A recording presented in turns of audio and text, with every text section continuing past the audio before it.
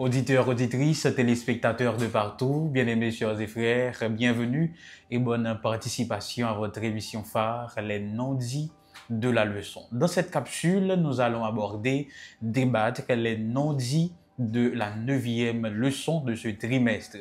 Mais bien avant, qui t'ai fait une annonce qui est extrêmement importante. D'abord, moi, je voulais remercier toutes ceux qui étaient entrés en contact avec nous parce que ça gagne quelques semaines que je annoncé nous pour l'anniversaire moi voulais faire une intervention dans le centre d'accueil là. Et oui, dimanche qui était 20 avril là, avec concours panneau, les mettre c'est en présentiel ou à distance, nous t'es arrivé gagner une journée assainissement avec 3 sociétés de jeunesse adventiste dans Carrefour que on voulait saluer et remercier dans l'émission ci là. Donc nous t'ai fait journée nous nettoyer espace là, image yo disponible dans vidéo ci là dans l'émission ça seulement garder dans description. Oui, nous t'ai nettoyer espace là, chacun te promettre li et puis nous t'ai gagné un repas avec jeune ci là yo. Dimanche qui était 4 mai donc 15 jours plus tard, nous t'ai retourné dans centre là pour nous te gagner consultation, journée clinique mobile. Là-dedans, nous avons gagné un pédiatre avec nous qui était aidé nous consulter Timounio, un psychologue qui était sur place pour capable aider Timounio également. Et puis, nous avons gagné une distribution de repas, que ce soit dans le matin ou bien dans l'après-midi. Cependant, travail là pour fini parce que centre là a fait face avec pas mal de difficultés. Il y a eu un problème de l'eau. Et puis, il n'y a pas de côté pour faire besoin. Si mon yo obligé, c'est une rigole y a fait. De ce fait, j'ai un projet pour aller pour des concours pour nous ranger toilettes là et puis ranger puant comme ça pour capable non seulement gagner de l'eau mais gagner côté pour faire besoin. C'est toujours le même numéro de contact là si vous capable aider quelle que soit la façon que lié a, n'a content parler avec vous, planifier avec vous pour nous aider Timon Silayo. Songez, numéro de contact moi c'est 509 47 12 32 19. Bref, on nous passe directement dans ça qui réunit nous aujourd'hui sur la plateforme ici là, qui c'est les non-dits de la leçon 9 intitulée dans les psaumes deuxième partie. Le verset de mémoire se trouve dans le psaume 67, les versets 4 et 5. Les peuples te louent, ô Dieu, tous les peuples te louent, les nations se réjouissent et sont dans l'allégresse, car tu juges les peuples avec droiture et tu conduis les nations sur la terre. Prions le Seigneur. Père de grâce, que tout soit dit pour ta gloire et ta gloire seule. Nous avons grandement besoin de ton esprit au cours de ce moment de partage, afin que cette émission puisse édifier tes enfants au nom de Jésus. Amen. Dans les psaumes deuxième partie, quand nous lisons les récits de la fin des temps, donc quand nous parlons de l'Apocalypse, même si nous avons entré sur une plateforme qui présente des films ou bien séries, nous tapons Apocalypse, c'est des images choquantes que nous avons. Même j'entends, quand on parle de la fin des temps, même chez les chrétiens, il y a des gens qui paient. Parce que dès que nous parlons de la fin des temps, première image qui vient dans tête, nous sont images qui terrifiantes. Nous avons bête, persécution, tribulation, nous avons calamité, souffrance, problème, etc. Mais à noter que bon Dieu parfait nous connaît sa guerre pour arriver dans intention pour effrayer nous, mais plutôt pour capable préparer nous et préserver nous avec chute si là. Les livres prophétiques, en l'occurrence Apocalypse spécialement, les présentent nous événements qui pourraient arriver à la fin des temps, comment Seigneur a déroulé, qui ça a passé, etc. Cependant, les psaumes qui sont recueils de chants ou encore un recueil de sentiments ou d'émotions, ils présentent nous tout. Ils pas présenté nous en fait événement la fin des temps, mais ils présentent nous comment les hommes réagissent vis-à-vis de l'événement ça. Le sage Salomon l'avait dit, pas rien de nouveau sous le soleil. De même, les psaumes dans un viseur, dans un contexte apocalyptique, il a présenté nous comment nous-mêmes en tant qu'humains, nous vivons situation ça. Et c'est pour cela, première partie leçon, c'est une aide en temps de détresse, partie dimanche là. Une aide en temps de détresse. Nous allons jouer un texte qui va servir nous comme toile de fond, c'est un psaume très connu, le psaume 46, que nous remédions exactement. Dieu est pour nous un refuge et un appui, un secours qui ne manque jamais dans la détresse, etc. Ce psaume est appelé Dieu notre refuge. Bien que dans d'autres versions bibliques, il y aurait l'île Dieu notre refuge et notre force. C'est un hymne de victoire. C'est un cantique de foi et de confiance. Qui est-ce qui écrit psaume ci là? Le psaume 46 est écrit par les fils de Corée qui mentionnaient comme des auteurs, comme je l'avais cité la semaine dernière, qui figuraient parmi les auteurs des psaumes. C'était des Lévites qui étaient responsables du domaine musical dans le temple. Ou t'es qu'à dire, c'est moun qui étaient dans le département musical dans le temple à l'époque là. Dans quel contexte psaume 46 écrit? Psaume 46 écrit peut-être, ou probablement, face à une grande menace militaire contre Jérusalem. D'ailleurs, il y a une plus ancienne interprétation qui gagne sur Psaume 46 là. En pile, moun pensait que c'est en l'an 701 avant Jésus-Christ, lors de l'attaque assyrienne menée par Sanchérib, que le psaume 46 t'apprend écrit. Mais il faut me dire donc que ce psaume, avec tout message que l'hypothèse la donne, tout message d'espoir que l'hypothèse la donne, il allait au-delà de son contexte historique. Donc, ou pas qu'à cloîtrer dans un espace, tant seulement. Parce que l'y adressé à toutes les générations qui sont capables de vivre des angoisses dans des temps troublés.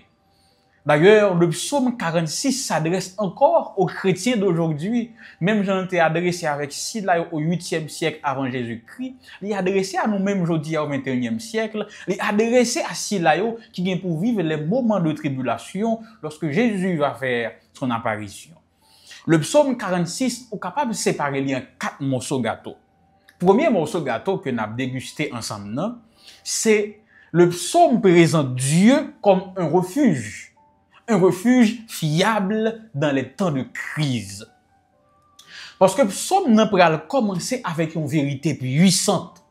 Dieu est un appui sûr. Dieu est un appui sûr. Et j'ajoute, même quand tout s'écroule autour de nous. Si nous prêtons attention à Psaume 46, on a dit, montagne, terre, même l'homme, yo tout yo tremblé, yo renversé. Mais il commençait par dire que Dieu est un refuge. Donc c'est un appui sûr, même si tout bagaille autour de nous t'a écoulé. Par contre, si nous regardons une image symbolique là, la terre, c'est l'espace de fermeté, de la stabilité. Ça veut dire, dans un contexte symbolique, on a dit, ça qui pour moi aujourd'hui a la servi d'assurance, même si l'État écoule, l'État fond en bas pied, Dieu restera toujours pour moi un appui sûr. Les montagnes, nous toujours comme un lieu de refuge. Parce que après, quand l'eau pété dans plein, qui côté dans la première année? Dans mon yo. Ah. Donc si même mon yo, espoir refuge nous, il est à écouler, je dois me rappeler que Dieu reste pour moi. Non, pour son peuple, un refuge sûr. Les mondes yo pas sûr encore, yo prend la main pour changer continent, pour aller sur les îles. Et même lorsque la mer a menacé nous, Dieu reste pour nous un appui sûr. Tremblement de terre, guerre, cataclysme, tsunami, bon Dieu était pour petite lit et un appui qui est sûr. Amen. Deuxième morceau gâteau dans Psaume 46 là, c'est que l'annoncer nous la présence de Dieu assure la stabilité. Si nous bien regarder dans verset 6 là, il fait nous comprendre que les royaumes de la terre ont vacillé. D'ailleurs, nous allons voir ça sous peu dans Daniel 7 que yo tout yo amené pour yo fini pour moun k'ap diriger yo passer n'a bien pour nous voir ça sous peu. Mais la cité de Dieu reste stable. La cité de Dieu reste stable. Et cette stabilité li sorti par rapport à la présence de Dieu.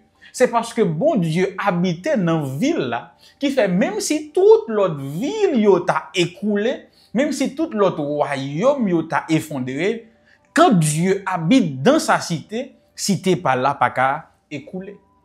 C'est vrai que lui évoquait une sorte de sécurité spirituelle, mais même gens tout, il va là pour nous-mêmes aujourd'hui là. Je pense à mes frères et sœurs qui vivent en Haïti, spécialement dans une zone troublée, côté insécurité, à piafé. Ou capable être chrétien, ou certaines fois, une attitude sereine. Vous entendez koto, on va dire au fin de prudence, mais il été serein. Parce que bon Dieu habitait dans cœur yo. Ce qui donne la stabilité, c'est la présence de Dieu. Ce qui fait de un endroit fiable et sûr, c'est la présence de Dieu. Et troisième morceau gâteau que Psaume 46 présente nous, c'est l'Éternel agit pour la paix ultime. Si nous bien regardez Psaume 46 là, il présentait une sorte de trouble. Terre, montagne, l'enmer, tout est agité. Il est vrai que présentait nous la cité de Dieu qui reste stable.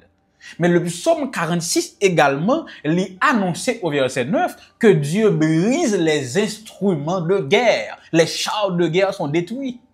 Dans qui intention? Pour que bon Dieu capable d'instaurer une paix ultime sur toute la terre. De là étant, le psaume 46 lui présentait la vision prophétique de la fin des conflits ou du conflit cosmique. Côté Christ, Jésus, pour régner en paix sur tout territoire. Et quatrième morceau gâteau, c'est un appel au silence et à la confiance. Arrêtez et sachez que je suis Dieu. Arrêtez, c'est pas seulement un appel au repos, mais c'est une invitation pour nous tous nous reconnaître la souveraineté de Dieu. Je dirais même pour nous reconnaître bon Dieu comme grand monde tout bon, comme taureau grondé tout bon. Dans le temps tout tumulte que Psaume 46 l'a présenté, bon côté il dit campez là. Songez sous trône là, gon nèg k'ap dirige. Gon grand monde, gon taureau grondé. Et son nom c'est l'Éternel des armées. L'église là nous prêchait ça empile le conflit cosmique entre le bien et le mal que Apocalypse parle de lui, toute la Bible en parle d'ailleurs. La terre est secouée par des fléaux, des guerres, des catastrophes naturelles, morales. Et le psaume 46 lui présentait même bagaille là. Il y a un désordre global. Mais il affirmait que la présence constante de Dieu est garantie auprès de son peuple. Le psaume 46 présentait un tumulte. Mais il garantit que la présence de Dieu reste constante auprès de son peuple. Quel message pour nous aujourd'hui là? Terre ka secoué, montagne ka fond, l'enmer ka grondé li envahi terre. Mais présence bon Dieu a toujours été bon côté non. Et c'est pour cela dans Apocalypse 6 à 18 qu'a montré nous les bouleversements de la fin. Ou après au milieu de tout cela, il y a un petit groupe moun qui était fidèle, qui a persévéré, qui a porté promesse bon Dieu, qui croit que Dieu est leur refuge. Arrêtez et sachez que je suis Dieu. Arrêtez, c'est un appel de Dieu à résister à la peur. Pour ne pas laisser nous submerger par l'inquiétude médiatique et les rumeurs. Mais plutôt pour nous gagner les yeux fixés sur notre Seigneur, comme les vierges de Matthieu 25. Mes bien-aimés, chers et frères, auditeurs, auditrices, internautes de partout, le psaume 46 t'est invité non pour nous connaître. Même si nous t'avons les hommes, t'as semblé qu'il contrôle toute bagaille. C'est Dieu qui gouverne l'histoire. Même si toute bagaille t'a semblé perdue, Dieu mène l'histoire de l'humanité quelque part. Et moins avec vous, nous devons tenir ferme. Parce que le chaos précède la délivrance. Le chaos précède la délivrance. Nous sommes donc appelés par le psaume 46 à nous souvenir que Dieu est un appui sûr, c'est un refuge. Donc, nous capables de rester en paix, même dans la tempête. Parce que bientôt, Jésus revient nous chercher pour établir nous dans la Jérusalem céleste. Dans le monde, côté toute bagaille pour aller en ruine, côté montagne, royaume, va scier. Moi, avec vous, pour nous lever les yeux nous vers notre refuge. Le Dieu qui règne est aussi celui qui secourt. Donc, le psaume 46, c'est loin d'être une poésie, mais c'est un cri d'assurance pour les veilleurs de la fin des temps. Donc, moi, avec vous, capable, confiant, car le Dieu de Jacob est avec nous. Nous t'apprenons dit ça. Le Dieu de Jacob est avec moi. Le Dieu de Jacob est avec ma famille. Est-ce que écrit dans le commentaire? Le Dieu de Jacob est avec moi et ma famille. L'Éternel des armées combat pour moi et ma famille. Amen. Bientôt, oui, très bientôt, bien-aimés, chers et frères, il viendra mettre fin à toutes les guerres. Deuxième partie leçon. Espoir dans la tourmente, partie lundi. Nous allons considérer le texte du prophète Jérémie. Jérémie 4, les versets 23 à 26. Je ne vais pas lire, mais m'inviter nous lire au cours de l'étude, qui présentait le chaos du monde en ruine. Sinon, je vais lire le premier verset, verset 23. Je regarde la terre et voici, elle était informe et vide, informe et vide. Les cieux et leur lumière a disparu. Le prophète dans ce passage, il va utiliser un langage apocalyptique côté la décrit la dévastation d'Israël, mais en des termes qui sont capables de rappeler nous un retour au chaos primitif de Genèse 1 verset 2. Parce que dans Genèse 1 verset 2, nous lisons que la terre était informe et vide, dans l'hébreu tohu bohu. Donc, au départ, la terre était informe et vide. Jérémie, dans sa vision, dans sa déclaration apocalyptique, il dit nous que la terre est encore informe et vide. Un chaos total. Donc, le monde naturel est désintégré. Terre sans forme, montagne tremblée, ciel a perdu le miel, l'humanité a disparu, les villes sont en ruine. C'est l'image d'un monde qui connaît le jugement de Dieu, vide de vie à cause du péché. Il est vrai que pour moun qui était premier à appeler texte si là, il était comme une prophétie qui annonçait sur Judas uniquement, mais en réalité, cette vision est universelle parce qu'elle touchait la fin du monde. Mais qui ça qui passe? Attendez un peu. Dans Daniel 7, le chapitre 7 de Daniel, c'est un chapitre charnière de l'eschatologie biblique. Parce que il décrit 4 bêtes. Et pas n'importe qui bête. C'est des bêtes qui féroces. So, j'aime te dire, nous, ici, que 4 dans la littérature biblique, dans la tradition juive, ils symbolisaient la terre ou la totalité. 4 points cardinaux. Mais c'est même gens tout, des fois, quand nous avons 4 dans la Bible, il dit totalité, il présente la terre, il présente l'humain. Donc, si il y a 4 bêtes, or bêtes, c'est des puissances qui s'opposent à Dieu, dans ce sens-là, nous sommes capables de comprendre que ces bêtes représentent de façon globale tout gouvernement qui vient pour passer sous terre, jour que Jésus retourne. Deuxième barrière que le remarquez dans Daniel 7, c'est la petite corne. Bon petit corne tout petit. Petit corne ça, il était différent. Daniel dit ça. Il était différent pour qui ça? C'est parce que il était un pouvoir qui était différent des autres bêtes. Tandis que les 4 premières bêtes, ils étaient un pouvoir qui politique, si comme si là lui-même, il était un pouvoir qui religieux. C'est une puissance qui est blasphématoire et qui a persécuté les saints et bien a cherché changer les lois de Dieu. Et à ce moment, au verset 9 et 10, le jugement du ciel arrive. Le trône de Dieu est établi, les livres sont ouverts et Dieu est en train de juger la terre.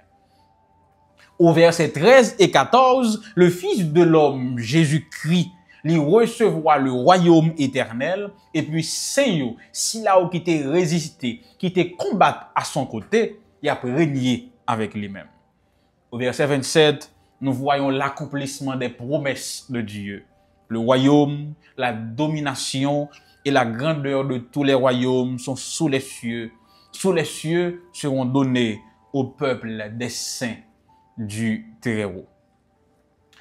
Si nous avons essayé de comparer Jérémie avec Daniel 7, nous comprenons plusieurs bagailles. Premièrement, le monde actuel est voué à la désolation. Tout ça nous ouais jodi a là, Jérémie dit nous gon les yon pas camper encore. Pas gen rien n'a gardé jodi a là qui éternel. Tout gen pour yo passer. Tout gen pour yo juger dépouillé de leur beauté, toute belle san gen la jodi a, tout gen pour l'aide. Parce que la terre, là, pour retourner à son état primitif de la Genèse, tohu, bohu, informe et vide. Mais lorsque me dit ça, ça paraît angoissant. Et quand même, fait nous, en pile dans nous, perdre espoir. Ce que je ne souhaite pas. Mais je tiens à préciser que c'est pas la fin de l'histoire. Le tohu, bohu décrit par le prophète Jérémie, c'est pas la fin de l'histoire. Parce que Dieu promet une recréation, un rétablissement, un recommencement. Et c'est pour cela, si nous continuons à garder Jérémie avec Daniel, nous voyons que Dieu reste souverain dans le chaos. Sa souveraineté, c'est pas le fait que il quitte le chaos après aller, mais c'est que il gagne un plan qui en marche pour lui restaurer toutes choses. Donc, le conflit, là, bien pour le culminer avec la persécution des saints, ça a été déjà fait au Moyen-Orient, et bien pour le reproduire à la fin des temps. Mais bon Dieu, rassurez-nous de sa présence, que l'a toujours à côté de nous, mais également que c'est pas ni Satan, c'est pas ni acolyte qui a gagné dernier mot dans l'histoire, mais c'est plutôt lui-même avec plan que le gagne. Parce que le Fils de l'homme viendra régner avec nous. Si je dis à tout bagage paraît hors de contrôle, si nouvelle yo paraît angoissante, si des fléaux s'annoncent, c'est pas la fin. Nous pouvons encore garder la foi. Parce que bon Dieu, ben nous prophéties pour nous connaître dans épreuve qu'il tient le monde entre ses mains. Et comme il l'avait dit, comme Jésus l'avait dit, quand ces choses commenceront à arriver, redressez-vous et levez vos têtes parce que votre délivrance approche. Luc 21, verset 38. Amen. Partie mardi, qui c'est troisième partie leçon. À ses pieds. Là, on va toucher un bagage qui est extrêmement intéressant. Et nous t'apprendons nous prêter en pile attention. Le psaume 47, il propose nous lecture 4 premiers versets. Vous tous, peuple, battez les mains, etc., poussez vers Dieu des cris de joie, car l'Éternel, le Très-Haut, est redoutable, il est un grand roi sur toute la terre, etc. Le psaume 47, c'est un chant de victoire final ou royal qui célébrait le pouvoir ou le royaume universel de Dieu. Le psaume 47 annonçait que toutes les nations, ils ont pour reconnaître yon jour la suprématie de Dieu. Même gens, ils annonçaient pour nous-mêmes le dire, même moun qui dit bon Dieu pas existé. Yo gen on lait pour yo confesser avec bouche yo que c'est bon Dieu tout bon. Ah oui, tant lait. Mais espérons là pour ouais. Donc le psaume annonce que Dieu, notre Dieu, est le souverain, c'est grand monde toute terre. Et il annonçait tout, bon moment qu'a arrivé que tout le monde sous terre pour reconnaître ça. Et c'est à ce moment que les fidèles, ces fidèles, ils ont triomphé avec lui-même pour recevoir gloire avec lui. Mais qu'on y a, il y a un petit hic que auteur n'a pas trop prêté attention avec, que nous allons ranger là rapidement. Il va proposer nous les deux textes. Ces deux textes, leur fait que l'IO semblent contradictoires. Je l'annonce tantôt. 1 Thessaloniciens 4, les versets 13 à 17, et Zacharie 14, le verset 4. M'apprends texte une après l'autre et voir pour qui côté semble contradictoire et puis n'a élucidé l'ensemble. Dans 1 Thessaloniciens 4, les versets 13 à 17, qui présentait le retour de Christ dans les airs, il dit, le Seigneur descendra du ciel. Les morts en Christ ressusciteront. Nous, les vivants, les saints, nous serons enlevés avec eux sur des nuées à la rencontre du Seigneur dans les airs. À la rencontre du Seigneur dans les airs. Et ainsi, nous serons pour toujours avec le Seigneur. Donc, dans le texte de Paul aux Thessaloniciens, le Seigneur vient, il enlève ses saints et puis nous rencontrer avec lui dans les airs sur les nuées. Nous sommes capables de remarquer que Christ n'a pas touché terre. Donc, les pieds de Jésus ne sont pas arrivés au sol. Parce que le texte l'a dit, Jésus était dans les airs. Il apparaît dans les airs. Et les vivants, les croyants, les ressuscités également, il a enlevé à le joindre. Dans Zacharie 14, le verset 4, qui également décrit le retour de Christ sur la terre, il dit, ses pieds se poseront en ce jour sur la montagne des Oliviers, qui est vis-à-vis de Jérusalem. La montagne se fendra en deux, provoquant un grand tremblement de terre.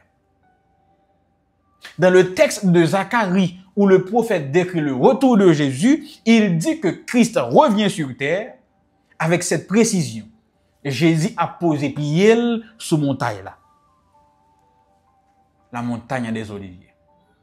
Est-ce qu'on voit côté contradiction apparente là? Paul dit, c'est dans les airs Jésus va rester et nous allons le rencontrer dans les airs et puis là avec nous. Zacharie, lui, il dit, Jésus revient, il pose les pieds sur le mont des Oliviers qui va se fendre en deux, provoquant un grand tremblement de terre. Ok, qu'on a commencé à comprendre. Comment concilier ces deux textes? En réalité, ces deux textes décrivent deux événements différents. Le premier texte de Paul décrit l'enlèvement de l'Église. Mais ce n'est pas Jean content de le non. C'est dans le sens que Paul dit pendant Jésus a venu et puis il a enlevé les. Donc c'est un enlèvement. Ce n'est pas enlèvement secret, non, mais enlèvement visible et connu de tous. Ok. Donc il enlève son Église. Mais c'est avant le millénium. Le texte de Zacharie décrit le retour de Jésus pour juger et régner après le millénium. Où est la différence là? Le texte de Paul dit Jésus revient dans les airs, il enlève les saints. Ce n'est pas un enlèvement secret, mais visible et public. Les vivants et les ressuscités, il y a monté à Jésus dans les airs. Ça, c'est avant le millénium. Après le millénium, Jésus revient avec nous les sauvés. Comme l'Église adventiste le dit, après le jugement investigatif. Et puis, nous allons regarder, Jésus a descendu, a posé pied sur le mont des Oliviers. Et vous avez compris. Mercredi, partie mercredi, du vin et du sang. Texte principal, c'est le psaume 75. Le psaume 75 est écrit par Asaph. Ce psaume, c'est un chant de reconnaissance à Dieu pour sa justice souveraine dans le jugement. Psaume si là parlait de moments côté bon Dieu t'es ou bien pral intervenir pour capable abaisser tout le monde qui est orgueilleux et puis la élever tout le monde qui est humble, donc les justes. Cependant, ce psaume a un arrière-plan de calamité. Nous sommes capables de considérer le verset 9. C'est comme si il y a un péril sérieux que nous sommes vivre ensemble, nous sommes traverser un moment qui est extrêmement périlleux. Dans ce sens, psaume 75 ans est apparenté avec les psaumes 46, 47 et 48 et probablement les daté de même époque là. D'ailleurs, les 70 yo mettaient le psaume 75 à l'époque de l'invasion assyrienne. Dans ce psaume, nous avons trois bagailles. 1. Dieu est le seul juste juge. Verset 2 à 3. Il est dit, autant que j'aurai fixé, je jugerai avec droiture. Donc c'est Dieu le juste juge qui maintient la stabilité dans ce monde de secousse. Deuxième bagaille. Il dit que Dieu humilie les arrogants et exalte les humbles. Versets 4 à 7. Je lis, ce n'est ni de l'Orient ni de l'Occident que vient l'élévation, mais Dieu est celui qui juge, il abaisse l'un et il élève l'autre.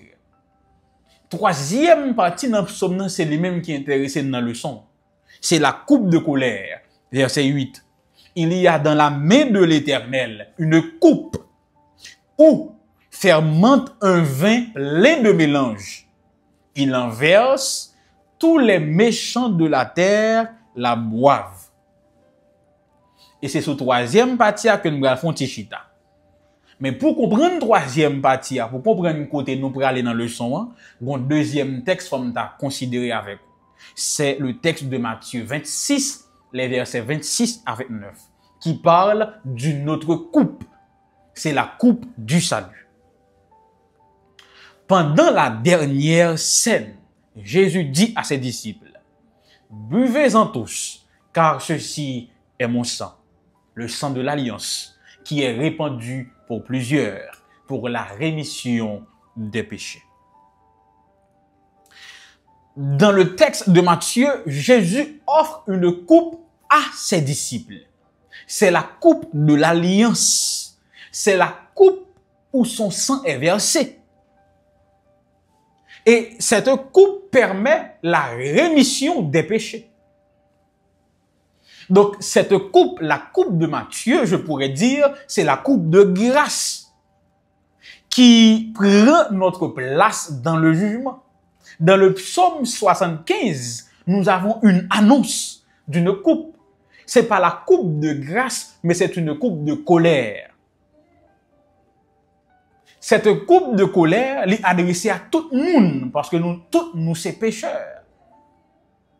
Mais dans Matthieu 26, nous apprenons que Jésus a pris notre coupe, la coupe du psaume 75. Jésus prend coupe colère là dans place moins, il prend coupe de grâce là pour que nous capable de la coupe du salut. Je vais venir pour nous comprendre.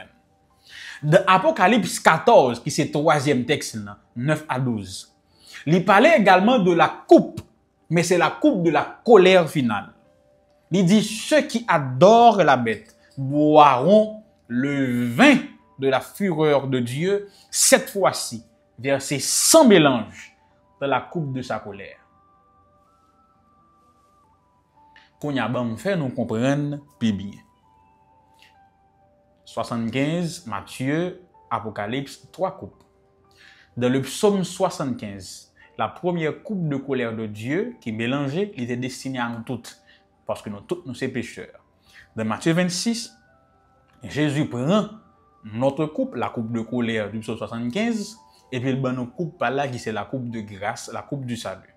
Mais ce n'est pas tout le monde qui choisit de boire une coupe ci là. C'est pour cela, à la fin des temps dans l'Apocalypse, il y a la coupe finale de Dieu, cette fois-ci sans mélange. Tout le monde qui pas de boire coupe salut, il y a boire coupe colère bon Dieu. Est-ce que nous comprenons?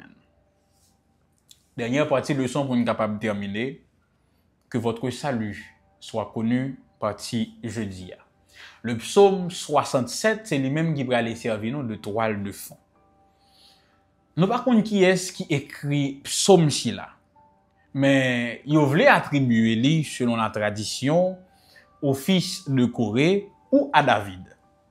Bon, dépendamment de la tradition que vous avez gagné pour consulter. Le psaume 67, c'est un chant de louange que yo te doué chanter lors de la célébration des fêtes. Et psaume ça a une particularité.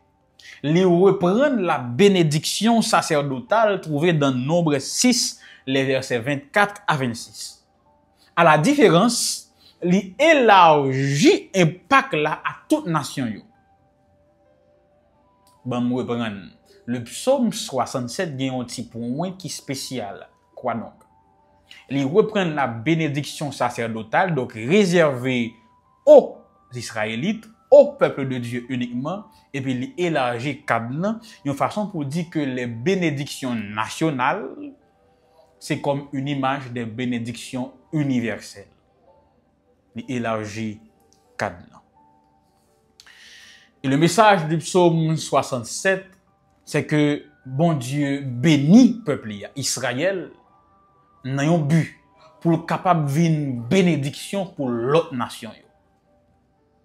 Et deuxième bagage que le psaume a ajouté, c'est que le salut de Dieu n'est pas offert seulement aux Israélites, mais à toutes les nations.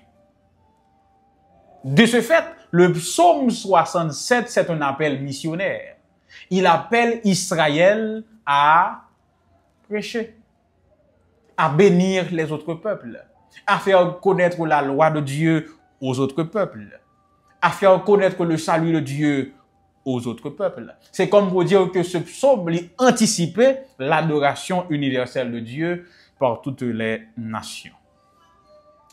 Et ça rappelait nous, Apocalypse 14, je vis un autre ange ayant un évangile éternel pour l'annoncer aux habitants de la terre, à toute nation, à toute tribu, à toute langue et à tout peuple. Si nous font comparaison dans le psaume 67, il dit que toutes les nations connaissent ton salut. Dans Apocalypse 14, l'évangile éternel est prêché à toutes les nations. Dans le psaume 67, Dieu juge les peuples avec droiture. Dans Apocalypse 14, l'heure du jugement est venue. Dans le psaume 67, toutes les nations loueront Dieu ou l'Éternel. Dans Apocalypse 14, nous avons l'appel de l'ange, craignez Dieu et donnez-lui gloire. Bien-aimés, chers et frères, nous avons aujourd'hui une mission.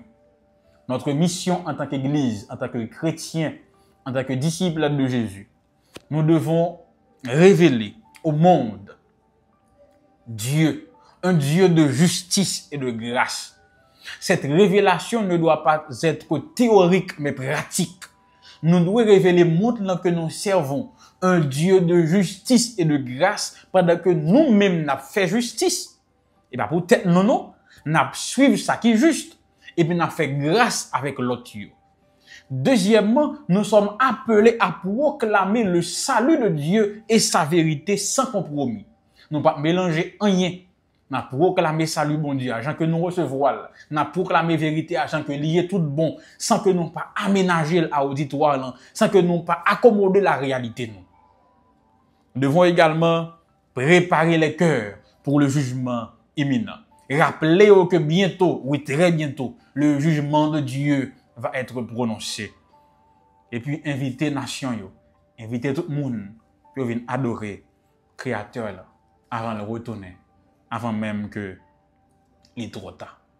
Bien-aimés, chers et frères, nous ne sommes pas seulement les bénéficiaires de la bénédiction de Dieu, nous sommes les dépositaires appelés à transmettre au monde entier avant la fin. Je m'arrête là pour aujourd'hui. Cette semaine, nous étudions la leçon 9 dans les psaumes, deuxième partie. En nous prier. Seigneur, merci pour cette belle leçon enrichissante de grâce que par l'action de ton Esprit Saint, nous puissions l'appliquer dans notre vie quotidienne pour ta gloire au nom de Jésus. Amen.